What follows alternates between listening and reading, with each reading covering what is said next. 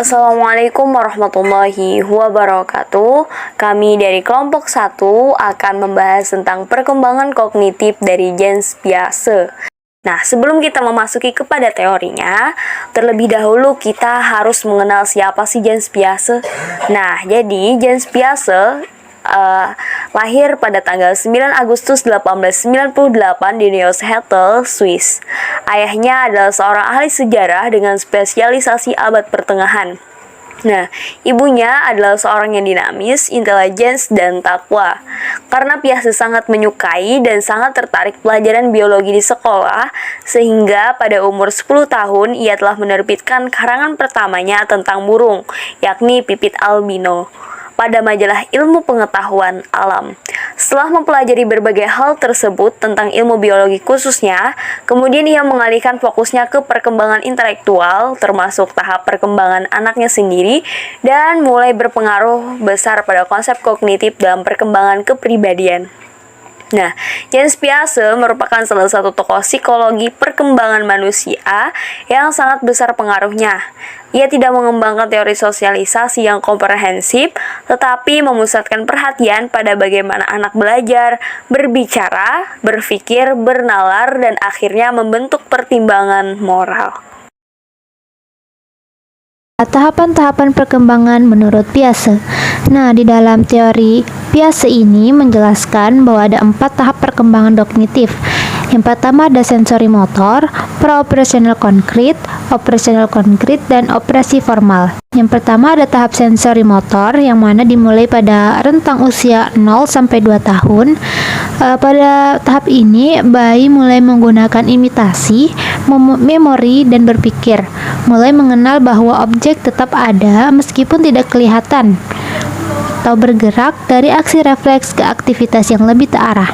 Dalam tahapan awal ini disebut dengan sensori motor, karena dalam tahap ini bayi menyusun pemahaman dunianya dengan mengoordinasikan pengalaman indera atau sensori mereka seperti melihat dan mendengar dengan gerakan motor atau otot mereka seperti menggapai atau menyentuh.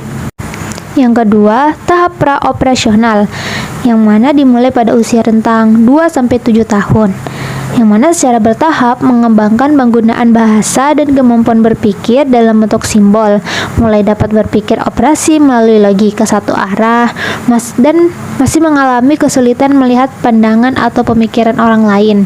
Tahap ini dibagi dalam subtahap, yaitu fungsi simbolis dan pemikiran intuitif. Subtahap fungsi simbolis terjadi antara 2-4 tahun.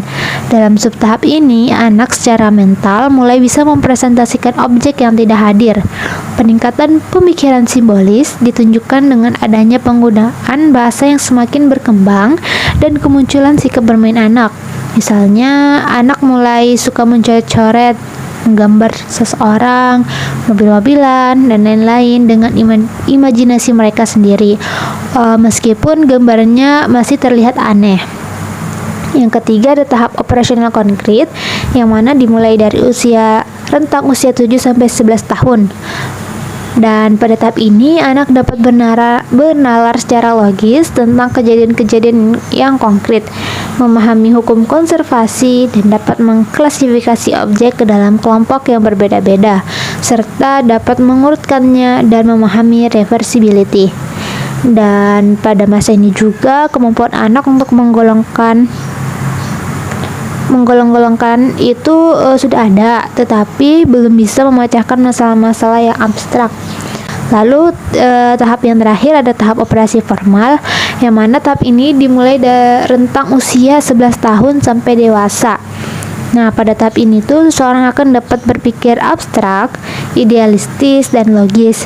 Lebih sensitif juga dalam berpikir dan mengembangkan perhatian pada isu-isu sosial, identitas, dan lain-lain. Nah, dalam tahap ini tuh anak mulai memikirkan pengalaman di luar pengalaman konkret dan memikirkannya secara lebih abstrak, idealis, dan logis. Kualitas abstrak dari pemikiran operasional formal terlihat dalam pemecahan problem verbal. Selain itu juga mereka memiliki kemampuan untuk melakukan idealisasi dan membayangkan kemungkinan-kemungkinan. Selanjutnya, implikasi teori Piaget dalam pembelajaran. Ada beberapa implikasi terhadap proses belajar mengajar. Yang pertama, tekanan pada murid. Bagi Piaget, pengetahuan itu dibentuk oleh murid itu sendiri dalam berhadapan dengan lingkungan atau objek yang sedang dipelajarinya. Jadi, murid dituntut harus aktif dan bukan guru saja yang selalu aktif. Yang kedua, metode belajar. Teori pengetahuan Piaget menekankan pentingnya kegiatan seorang murid yang aktif dalam mengkonstruksi pengetahuan. Agar murid bisa membangun pengetahuannya, guru harus memberikan kegiatan kepada murid secara pribadi seperti mengolah materi pelajaran, mengerjakan soal, membuat kesimpulan, dan merumuskan suatu rumusan dengan kata-kata sendiri, agar murid sungguh membangun pengetahuannya. Yang ketiga, peranan guru. Peran guru di sini adalah lebih sebagai mentor atau fasilitator dan bukan pentransfer ilmu pengetahuan. Ilmu pengetahuan tidak dapat ditransfer dari guru ke murid tanpa keaktifan murid itu sendiri. Guru dapat memberikan layanan dan bantuan serta bimbingan yang tepat kepada siswa dengan pendekatan yang relevan dengan tingkat perkembangannya, sehingga guru dapat mengantisipasi kemungkinan-kemungkinan timbulnya kesulitan belajar siswa tertentu. Yang terakhir, model kelas. Piaget sebenarnya lebih menekankan bentuk kelas yang personal. Di situ, setiap murid dapat belajar sendiri dan aktif membentuk pengetahuannya sendiri dengan kebebasan murid untuk mengungkapkan gagasannya dan berpikir kreatif.